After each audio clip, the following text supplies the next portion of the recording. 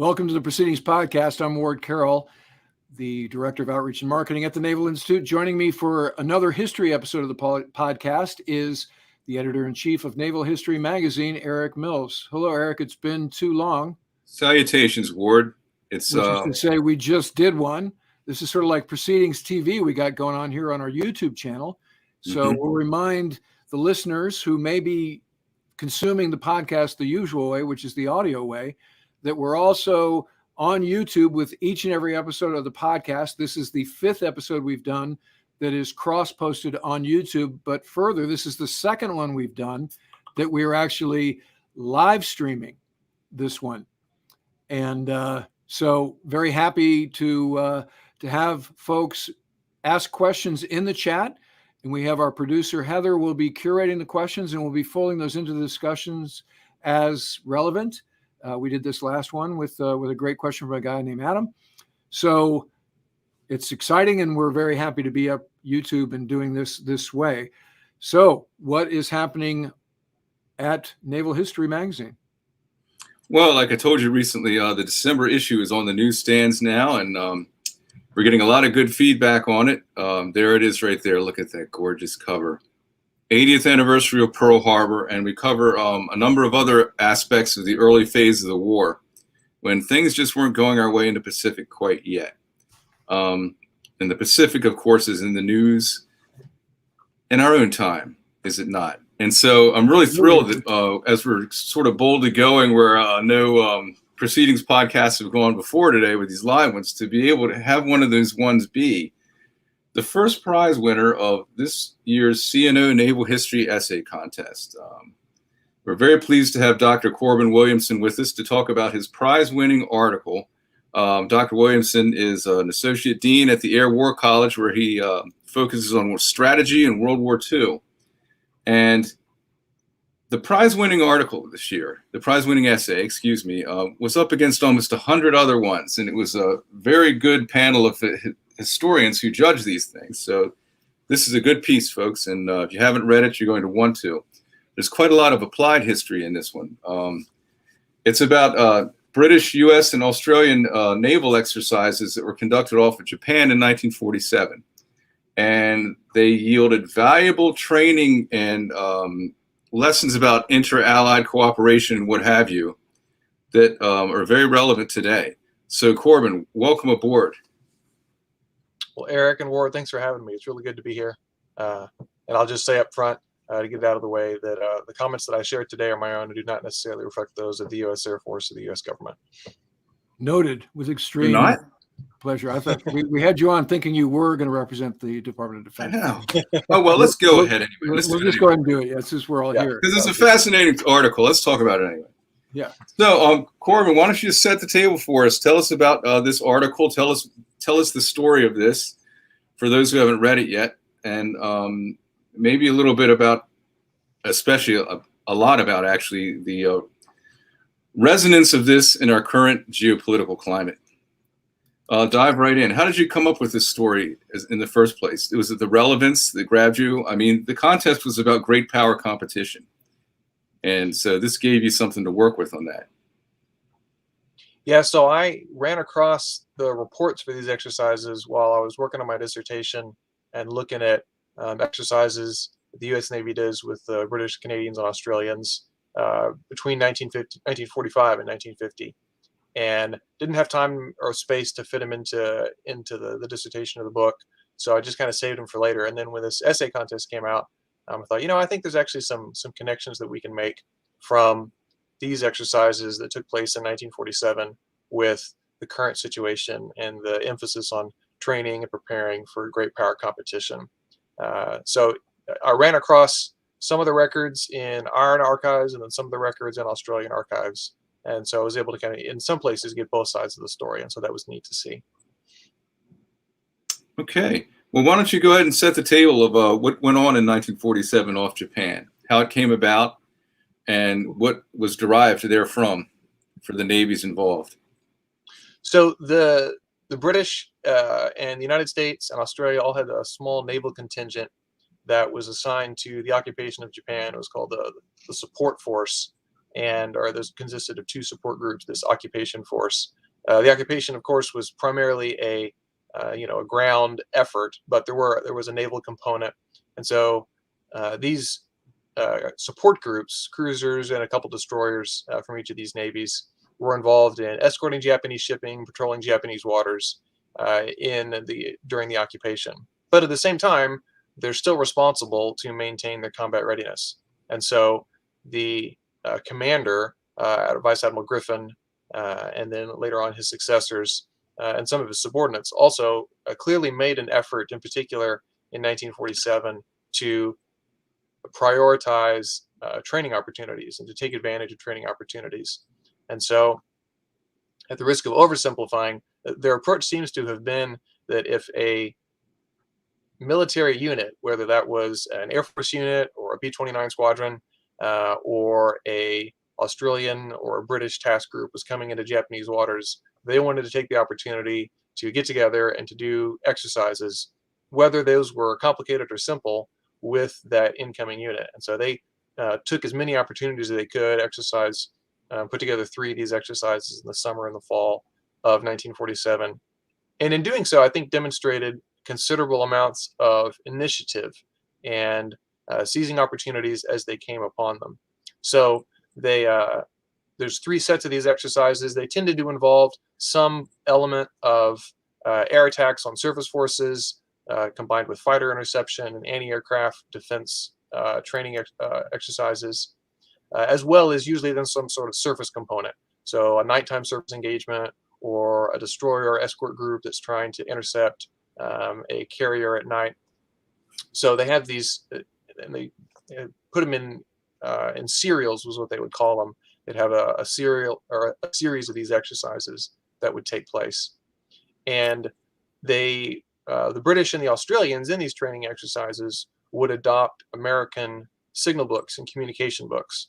And so this was a good opportunity for them to practice using U.S. Navy publications, as well as an opportunity for the U.S. Navy to practice operating with allies and partners who, in the event that there was, a conflict or a war that broke out with the Soviet Union, the expectation generally was that the British and the Australians in particular would be on the U.S. side in such a conflict. So that's kind of just an overview of some of the what goes on in these exercises and how they can have some relevance for today. So how did the atmosphere of the post-war military inform this exercise? Because this is about the same time that the U.S. Air Force is being created. DOD is becoming a thing. There's a lot of tension between the Navy and this fledgling U.S. Air Force around procurement priorities. The revolt of the admirals happens. So everybody's thinking that the next conflict is going to be nuclear. So is that part of these exercises as well, that priority scheme? So I think the thing that strikes me looking through these exercises reports is actually the absence of inter-service conflict. Certainly, as you said, Ward, there's plenty of battles going on in the Pentagon and in Washington, D.C. about roles and missions and budgets. But when you look at the units that are involved in these operational exercises, that's not what they're focused on. They have missions that they're trying to perform. These are training opportunities that are presented, and so they take advantage of them as they are as they're coming forward. So they don't have a specific nuclear component where they're testing out, like the impact of nuclear weapons on surface ships or on aerial operations. But they are certainly taking place against the backdrop of increasingly tense relationships with the Soviet Union. So there's growing concerns about Soviet military capabilities, Soviet intentions, Soviet spying in the United States and in Canada. Some of those revelations are starting to come out. More will come later. And so it's in this midst of increasing tension that these exercises take place. There's also concerns about the Soviet ability to draw upon captured German military technology and to benefit from, say, German Type 21 submarines, and concerns that the advances that were demonstrated in those submarines would be incorporated into Soviet submarines. And they were, although later on happened more in the 1950s. And certainly, those concerns about growing military technology and growing military capabilities of peer competitors is something that's still with us today. There's always an element when you see one of these sort of joint fleet ops in a sort of potential hotspot, if you will, that there's also an element of a show of force there for the other side. We see that in our current time from the Baltic to the Pacific. Was there some element of that in this case, this emerging Cold War? I mean, it's sort of for what if the Soviet Union ... but it's also they're watching this too. Or is that just sort of a side effect of the larger thinking behind doing it? I certainly think there was an interest in demonstrating a ready and a present and a forward deployed naval capability on the part of the United States and the British in particular. You probably see that most with the British Pacific Fleet, which is their major naval presence in the Pacific at this time. Some of the ships in that fleet were tasked to this operation or to the occupation support group, and then others would operate around the Western Pacific, but would usually for a season come up to Japanese waters and exercise with the Americans. And so certainly one of the reasons that they're coming up to Japanese waters is to show the flag and to demonstrate presence and to demonstrate an ability to operate with the United States and to highlight those close relationships. So you don't see specific references to those in the exercise documents. They're not saying we're doing this to show it, show the Soviets what we're capable of.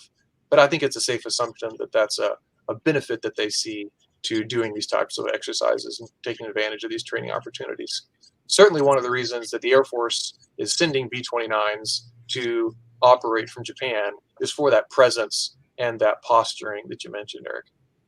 So what was the dynamic between particularly the British and the Australians? Was there an inherent lead-follow thing going on there?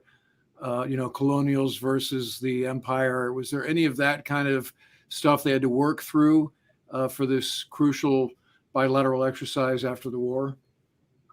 So the Australians and the British are, at this point, are very used to working with one another. The Royal Australian Navy has been having its personnel serve in Royal Navy formations for a really long time. They've been doing that ever since early 20th century. So there's very close relationships between the two.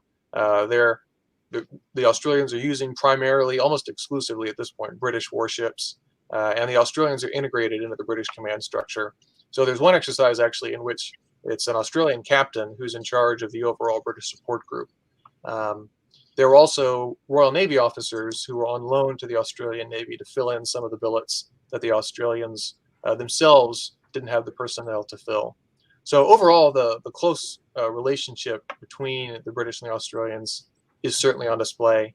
There had been certainly had been tensions during World War II in which there was a perception on some folks in Australia that the British had not provided sufficient means and sufficient forces to help defend Australia, particularly in late 1941, early 1942. But the Australians themselves, post-World War II, are interested in trying to pursue a defense policy that roots them firmly within the Commonwealth and within the United Nations. So they're also interested in maintaining close ties with the British. What was the other side doing in terms of naval training exercises in this early Cold War period? Do we see much of it from the other side as well, or?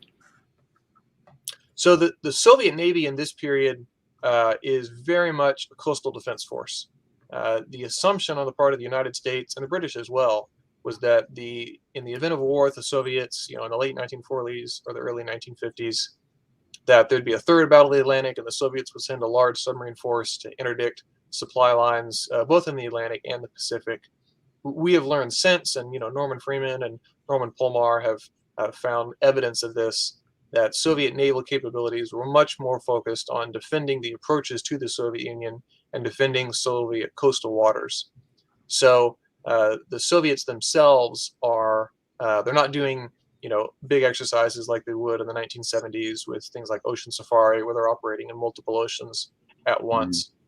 From the Soviet perspective, they're still trying to recover from the Second World War, which has been a massively devastating social, economic, and military experience for them. Yes, they were on the winning side, but the cost of doing so was incredibly high.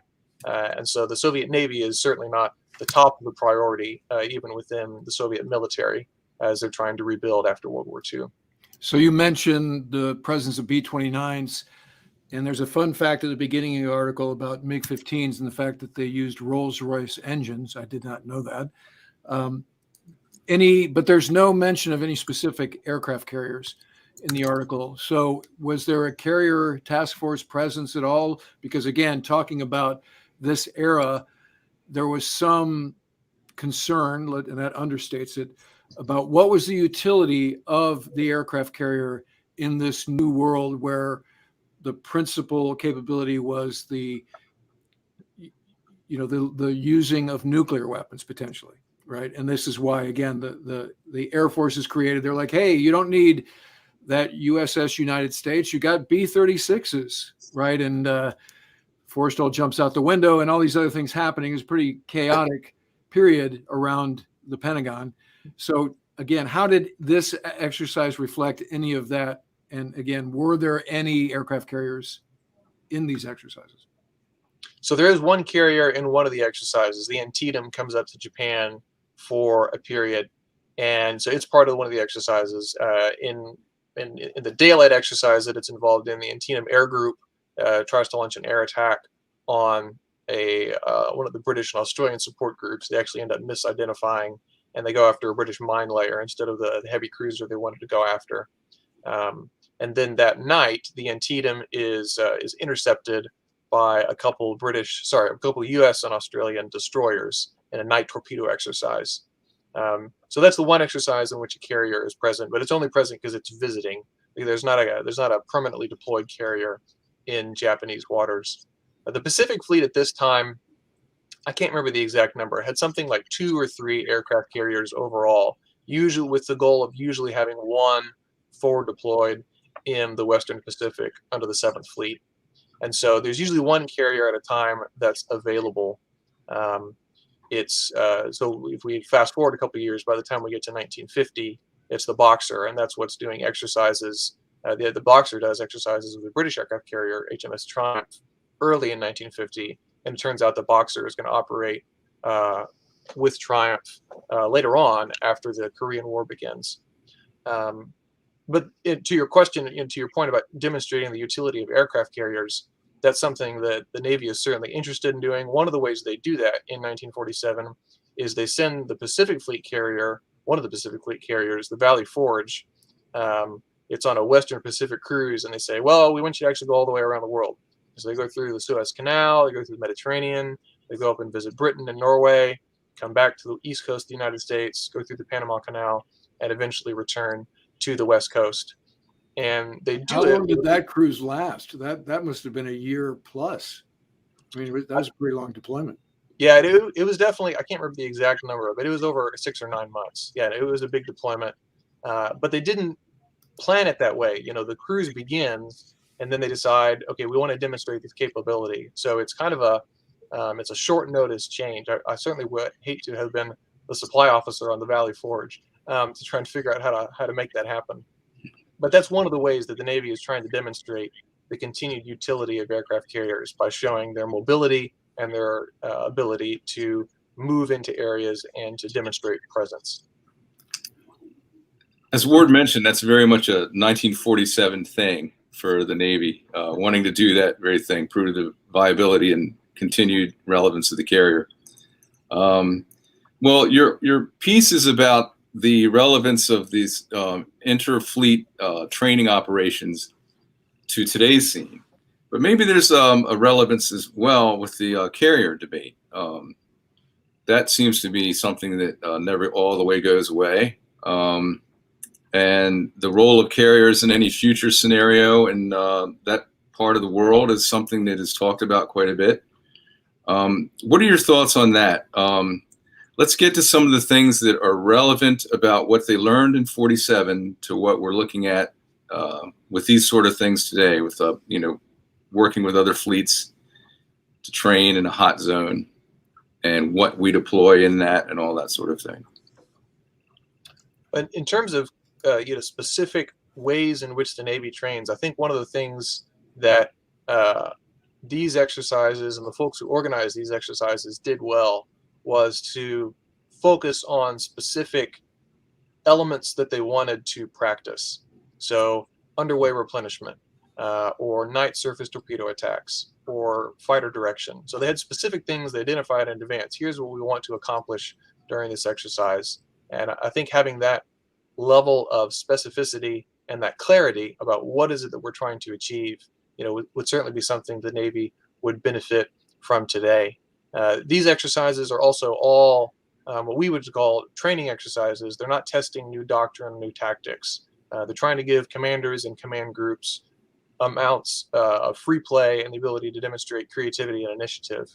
And I think there again, the Navy would benefit from being clear about what is it that we're trying to achieve in specific exercises. Is it trying to develop doctrine, or are we trying to give commanders the opportunity to demonstrate initiative and to take risks and to exercise their prerogatives as commanders? So I think both those are two ways in which these exercises still have relevance for today. In terms of the role of aircraft carriers, I tend to think that it's easy to highlight the threats that new weapon systems can pose to aircraft carriers. And that was true in 1947, and that's obviously true today, with long-range hypersonic missiles and things of that nature. But there's always a response. There's always new technologies and new techniques that can come along that can counter or degrade the impact of some of those systems. So I'm always hesitant for those who say that this new technology is going to totally revolutionize warfare and undermine everything that's come before. I think there's often far more continuity in these things, and so we should be slow to necessarily divest of all of the systems that have been proven successful. While I claim there was no aircraft carrier in the article, there's a lovely picture of the Antietam, as Corbin mentioned, pulling into Yokosuka. So apologies for not seeing the obvious aircraft carrier in the article. The other question, Corbin, is how did these bilats, because, in modern times, we talk about how bilats influence tactics, right? That was the problem. We're like, we're going to cancel this exercise with the South Koreans. And we're, in recent years, like, well, hold it. That training is unrivaled in terms of what the takeaways can be, not only working with that ally, but just what we learn about working, period. So were these, informative, innovative with respect to that kind of changing of how we did business? So I think these exercises are certainly much smaller in scale than things like, the exercise with the South Koreans or Talisman Sabre with the Australians. These are much smaller scale exercises, and so they don't have the level of visibility and political implications or sensitivity that some of those exercises do today. There's also a difference in terms of what is seen as normal. Today it's seen as normal, and the United States exercises with allies and partners all around the world on a regular basis. That was less so in the period right after World War II. It was, the Navy and the Army and the Air Force as well, as they were being more and more forward deployed for the Cold War, found themselves operating more and more with allied militaries. And so there was a sense in which it was not as much an established practice. And so I think as a result, it also received less attention. At the same time, the United States, especially in 1947, is not giving, if there is a primary focus for the Truman administration, it's Western Europe. And so the Pacific is kind of a second priority after that. And the occupation of Japan is the focus of is certainly a high priority item in the Pacific. But these exercises are not rising to the level where they're making the national news or things like that. Plus, MacArthur is not communicating with Truman all that much. So I'm sure he was happy to not focus on the Pacific, because that meant he didn't have to deal with MacArthur. But that's right where things exploded on Truman in 1950, isn't it? So yeah, well, it's kind of picked the wrong one to focus on. I didn't realize that MacArthur didn't go stateside for 13 years, right? He was basically the viceroy of Japan.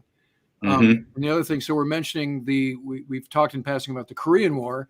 So the Korean War did a couple of things. One is it solved the what are aircraft carriers for problem, which took it out of the strategic nuclear sort of, we need to be a player in that. And that's where everybody's getting fired up about USS United States and that getting canceled in the Air Force and budgets and DOD. Now you only have one pool of money where you used to have the Department of War and the Department of the Navy with separate budgets. All of this was happening at the same time.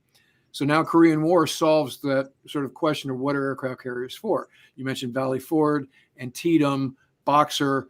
Now they suddenly get it. Oh, okay. It's to support close air support that it's operating in the littorals off the coast. And so that became kind of the raison d'etre for aircraft carriers in perpetuity from that point forward. So, that's part A. But the other thing about MacArthur is he never spent the night during the entire Korean War, never spent the night in Korea.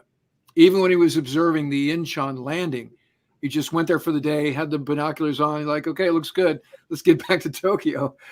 So there's a famous meeting, and there's some cool pictures of he and Truman getting together at Wake, right? And that's the first time they'd seen each other for a long time. And it would also be the last time they saw each other before Truman was called on the carpet to get fired. When at the final, that's when Truman actually did return to America, so he could get fired. I'm sorry, MacArthur, so he'd get fired by Truman. But at that meeting, Truman asked him, hey, what about the Chinese? And MacArthur, in his usual cocky way, is like, don't worry about those guys. It's good. And literally, by the time MacArthur got back to Tokyo, 300,000 Chinese came across the border, and that's where we had the Chosin Reservoir campaign. So all of this is happening against the backdrop of your article, right? And so this time of 1947 is a time of great change. And it's amazing change because you would have thought the platforms and the tactics that carried the day in 1945, or let's just say for World War II, certainly should have been self-evident going forward, but they weren't. It's like almost like overnight, we lost our identity. And so these bilats were important in reforging with our allies. What does the American Navy do? And in so doing it, we reminded ourselves what we did, right? So this is kind of like the halftime show period of the U.S. military more broadly, but particularly U.S. Navy. And so do you see anything in that where the Navy's kind of finding its identity once again through these exercises with the Brits and the Australians? Well, I certainly think the Navy is definitely taking advantage of the opportunity just to practice basic skills and, basic maneuvers, like underway replenishment and torpedo attacks at night or aerial interception. And part of that is a desire to practice because of the massive personnel turnover and the massive demobilization that has occurred, which has really caused a lot of problems for the Navy in terms of retaining skilled, trained, and veteran personnel.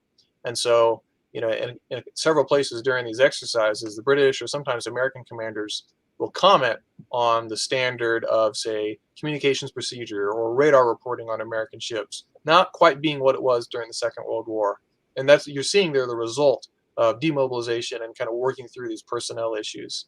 I certainly think in terms of the, you mentioned aircraft carriers in the Korean War, the United States, the U.S. Navy certainly has the largest and the most expansive naval aviation capability of any Navy during this period. And there's a sense in which that causes, a healthy rivalry and a healthy competition with the British and the Australians. So during the Korean War, there's a United Nations task force that operates off the Korean west coast, and that has a rotation of a British or an American, and then in one period an Australian aircraft carrier, where they'll go out, operate for a couple of weeks, come back to Sasebo, and then swap out. And the British and the Australians are regularly trying to beat each other and beat the Americans in their daily sortie count from their carriers. So there's one case where, I can't remember if it's Glory or Triumph, gets over 110 sorties in one day, which is a massive amount for these light aircraft carriers. So these bilateral relationships, even can in some ways help improve operational performance, through these healthy sense of rivalry and healthy competition. I concur with Ward that this is a fascinating and often overlooked period of U.S. naval history. And 1947. I mean, that sort of post-World War II, dawn of the Cold War chunk of years there is just, it's fascinating in many ways. And next year, 2022, happens to be the 75th anniversary of that. So you can stay tuned for more in Naval History Magazine next year about this time period, as we're going to take a deep dive on it as the year gets on. And I commend you for having an essay that plunks itself right down in the heart of this period that has kind of been on our minds too. I also wanted to congratulate you again for winning this and ask you how your life has changed since you won the CNO Naval History Essay Contest. Well, I don't know that it's changed dramatically. I mean, I've still got the same parking spot and all that here at the War College, but I was very honored to receive the award. And there's a bunch of great folks who put in essays for this year and for previous years. I also probably should, I certainly benefited from the fact that we've got a couple U.S. Navy captains who are on the faculty here at the War College. And so I got to talk to them about, some of the training challenges that the Navy faces today. And their feedback and their comments were really helpful in terms of putting together the last section of the essay about recommendations and practices for the Navy and how it might benefit from the experience of these exercises in the 1940s. Well, so I don't know let's talk about those. You've hit on some of those, but because Eric mentioned applied history at the outset. So what are some of those recommendations that you make? I think probably the one, as you said, I mentioned a couple. The one that I don't think I have mentioned yet is the importance of continuing to emphasize training and preparing for operations, maintaining combat readiness in an era when there are increasingly high operational demands and which underway time is precious and in high demand. The operational demands on the Navy today are just incredible. Every combatant commander wants to have, a carrier task force or an expeditionary strike group, at their disposal.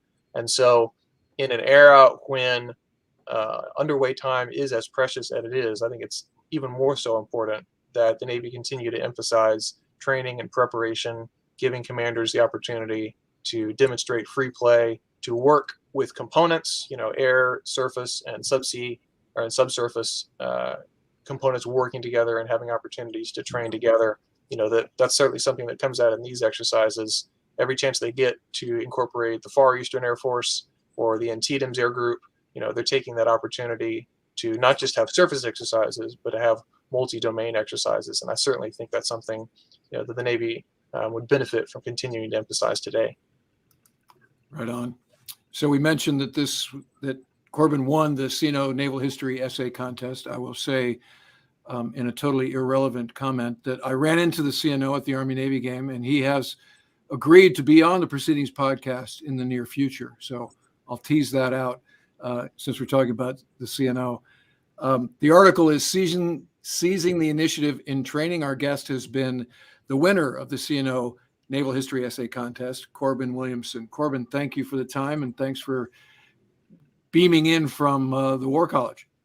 Well, Ward and Eric, thanks for having me. I really appreciate it. And it's always a good day when I get the chance to talk about naval history at the Air War College. You're here. Nice to have you on. Thanks again. Thanks. All right. That'll do it for this episode of the Proceedings Podcast. Remember, victory begins at the Naval Institute, and we'll remind you that this and every episode of the podcast is brought to you by the members of the Naval Institute. For more on that, please check out usni.org/join. Eric, we've had our second live stream episode. Let's declare victory and go home. It's been a large charge, Ward. Look forward to the next one. All right. Take care, my friend.